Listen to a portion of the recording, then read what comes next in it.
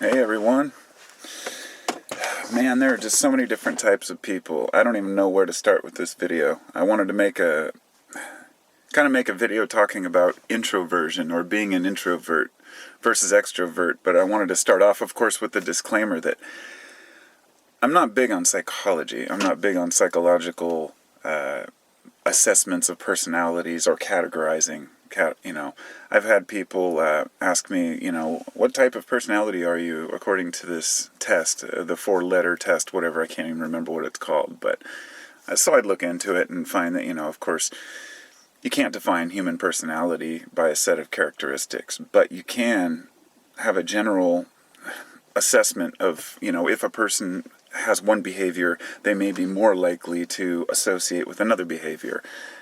All this is fine and dandy, but the point I wanted to make first is that psychology doesn't lead us to understand people after a certain point.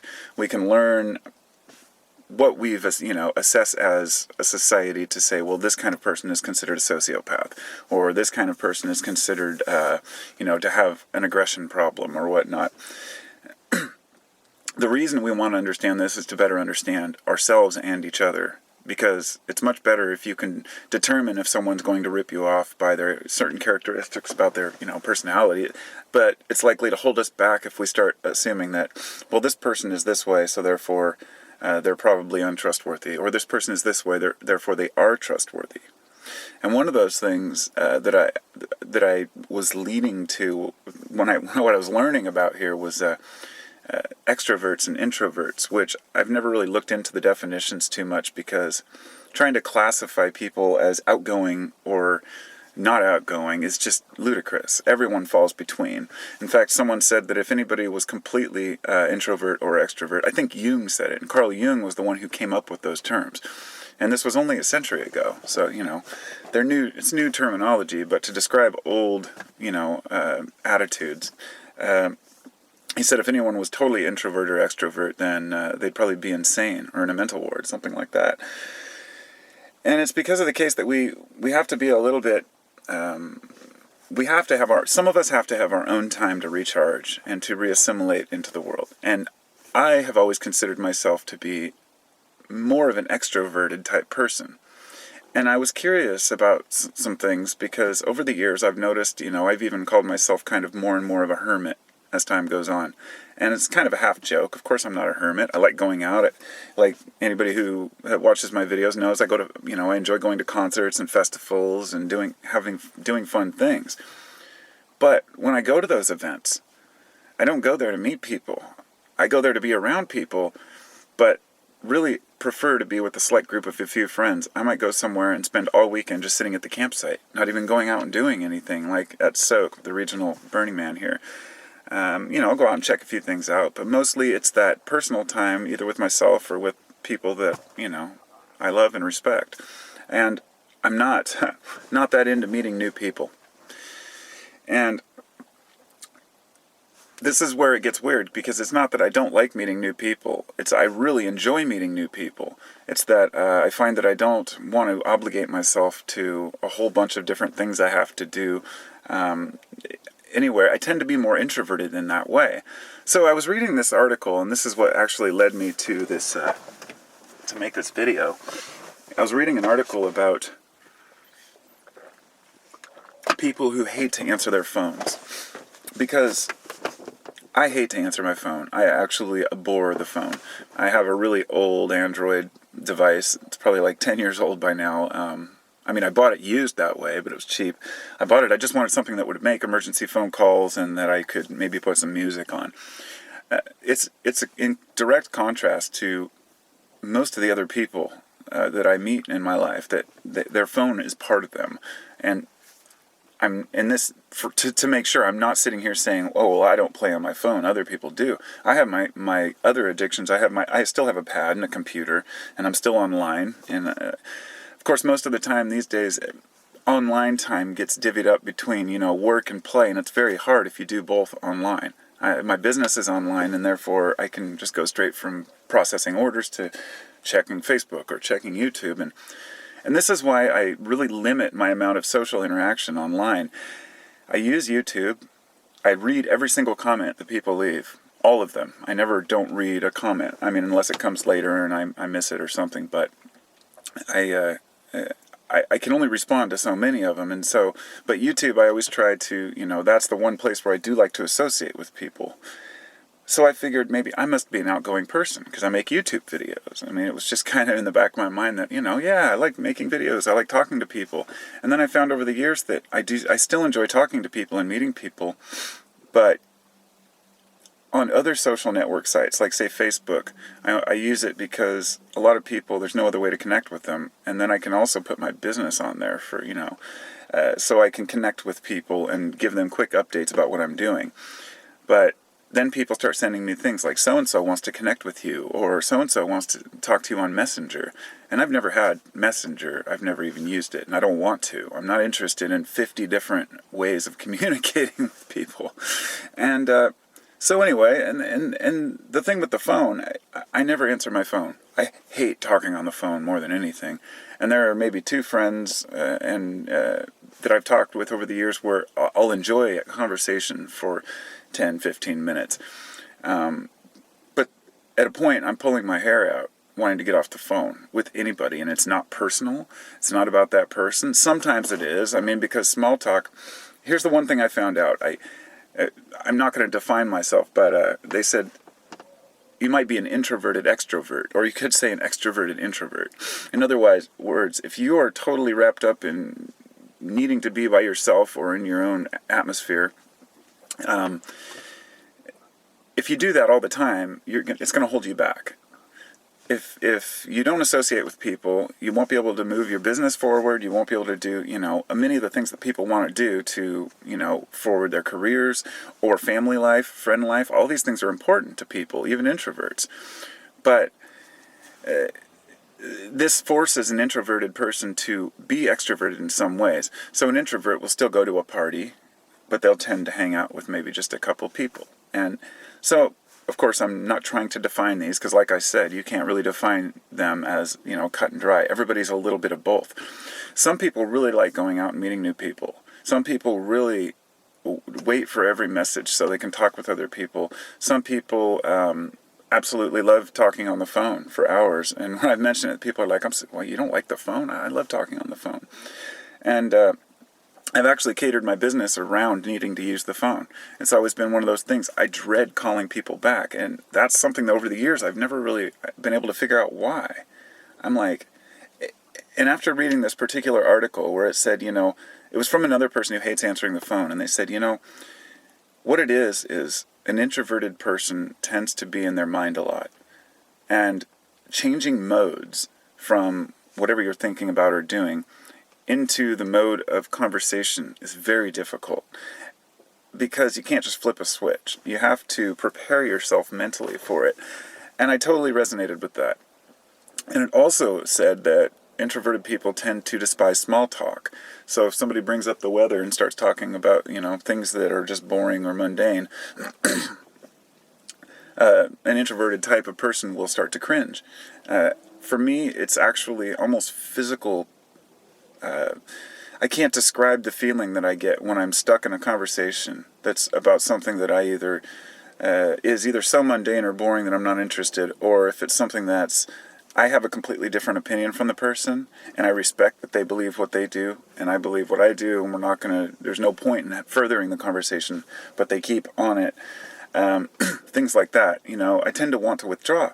So here I am, I'm saying, I'm a hermit. Well, I'm not a hermit, of course not. I enjoy making YouTube videos. I enjoy talking to the world, but that's also kind of a fallacy to think that since I like to make videos that I'm extroverted, because when I'm making videos, I'm sitting here talking to the world. I don't have to listen to the world. I have the choice of when I want to hear the responses. And I thought I've tried things like Skype over the years, or say Google Plus chats. A couple people had those, and I joined in those in the past a few times, and found that talking in a group of people is more difficult. And that goes for a lot of people. Of course, a lot of people also have fear of, say, speaking. And I've always wanted to be a public speaker, ever since I started doing YouTube. Or I told myself that I'd love to do that. Maybe I could make a career out of it. And then I thought, well, I don't have anything I feel strongly enough about all the time to talk about all the time. But also, it's the matter of interacting with the crowd. And I read somebody who say that they have no problem with speaking in front of a crowd. It's the interactions afterward that they dread. Talking to individuals in the crowd. And I thought that was kind of interesting because I've never done public speaking, so I wouldn't know. But I guess, it's about how we view ourselves versus how others view us versus how we really are, deep inside. We have basically three personalities, the one that others see in us, and the ones that we think we have, and the ones that we actually are. None of it really matters except how we interact with people and whether we're successful in our interactions and whether we're happy and whether we're making progress in whatever we choose. See, I could sit here and say, well, as long as you have a career and you're making money, but that's nothing. It's not about that. It is about the work. Life is about being successful in what you choose to do. But success is never defined in income or, wealth. Of course not. And, it just leads me into maybe I think part of the reason why I'm so withdrawn in certain parts is because I do feel like a loner. And I always kind of have, and I don't want to. When I was younger and much more arrogant, I would say everyone else is a dumbass and I know better. But now I know better. Of course, I'm a dumbass too to some people, but I find that general society is so shallow that I have to withdraw, and that makes it difficult. It's very hard to find people that are like-minded to talk to things, to talk about anything of importance. But it's not even about whether it's important, because I'm not some, diehard social justice warrior out there trying to change the world. I just want to understand it and understand why things are the way they are, and realize that everyone has their own opinions. But, if I click on YouTube and I go to the trending section, what's going to be one of the first ones? Either a video by some sellout crappy pop artist or a makeup tutorial or even worse right now, like the iPhones. Videos about the iPhone from people who use the iPhone. And I think to each his own, but these are the things that sicken me. Like, we live in a consumer society, okay? And this is a little side tangent here.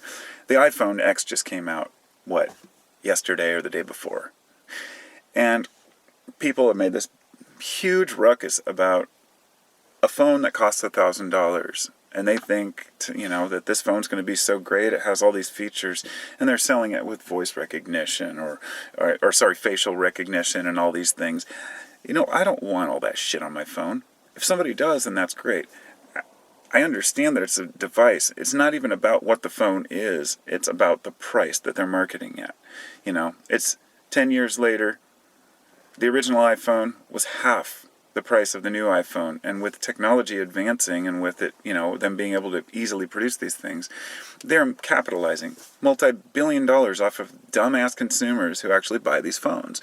And it's not even about, I guess, not to go off about iPhone users. It's all devices. It's cars. It's bicycles. It's always having to have the best of the best.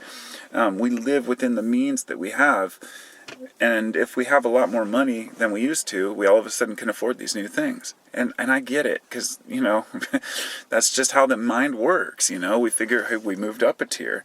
So when people start making more income, instead of saving more money, they end up spending more money. And the consumer society just allows that to progress. So I tend to withdraw more and more as everywhere I go, I'm being marketed to. I see dishonesty. I see horrible, shoddy products. It's in every little crack in society, It's always been that way. The charlatan, hey, come over here. The snake oil salesman, But that's partially the reason why I can't converse with people. It's because people want to talk about stuff. I'll tell you, it reminds me of a quote, and I never even really care who says the quotes. I never try to, remember who said them because it seems irrelevant. One of my quotes is that the philosophers took all the good quotes. So if you said something before someone else, that's your quote. Oh, I think, therefore I am. Of course, there's a lot more to that, but, be kind to others. Or, if a government is tyrannical, the people need to rise up. Well, why is this some great quote? These are obvious things that we all know, but somebody put it down and wrote it down. But anyway, all the good quotes are taken, of course, but the one that really resonated with me was small minds talk about people, average minds talk about things, and great minds talk about ideas. And just in the sense, it makes complete sense to me, because I've talked with so many people who, when they bring up a conversation, they want to talk about a musician or an actor or somebody. It doesn't even have to be somebody famous. It could just be somebody in their life or a different person. Because for me, I don't like talking about people, especially if it's somebody I know. And what's that? I don't know if I think it's a matter of not wanting to, I don't like the idea of talking behind someone's back, no matter who they are. But it's also more of, because I know there are times when it's necessary, such as when one person is causing two others grief. Of course, they'll talk about the person behind his back, but it's not to say, oh, this person's an asshole. It's to say, how can we figure out how to make this easier on all of us, So it's not always, that people want to talk about others. It's that they don't know how to handle the situation. But anyhow, we're all just people, A majority of people are going to go along with what they are told.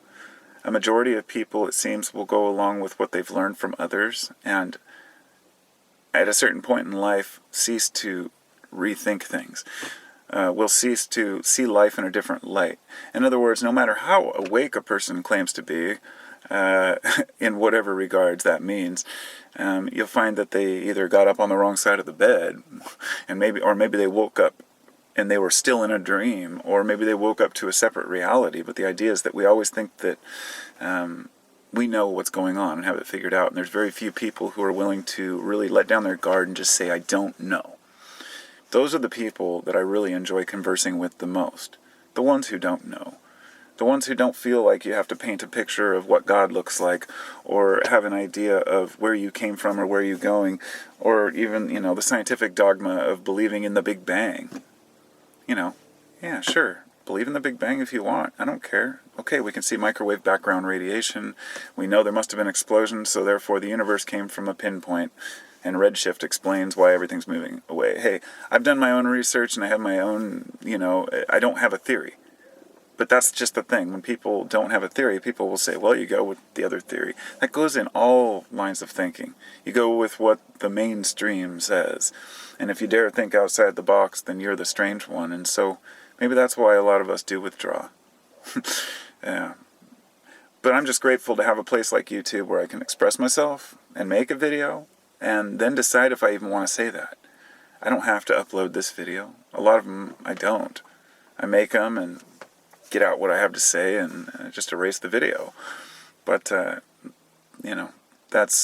it's still great to have an outlet. And I'm grateful to all of you out there who I've been able to bounce ideas off. And I'm definitely not saying that most people suck. I'm just saying a lot of people are very uncomfortable for me to be around. And I found I'm more introverted than I thought I was. And I don't think I'll become a hermit by any means, but yeah, just knowing my dislike of phones, my dislike of direct communication, I like things on my own terms, and I guess a lot of you are probably the same way, so I thought I'd bring it to light and say, perhaps you are an extroverted introvert, or vice versa.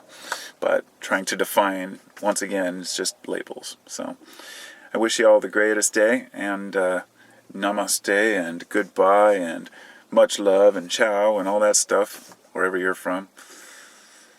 I'll talk to you soon. Stay cool.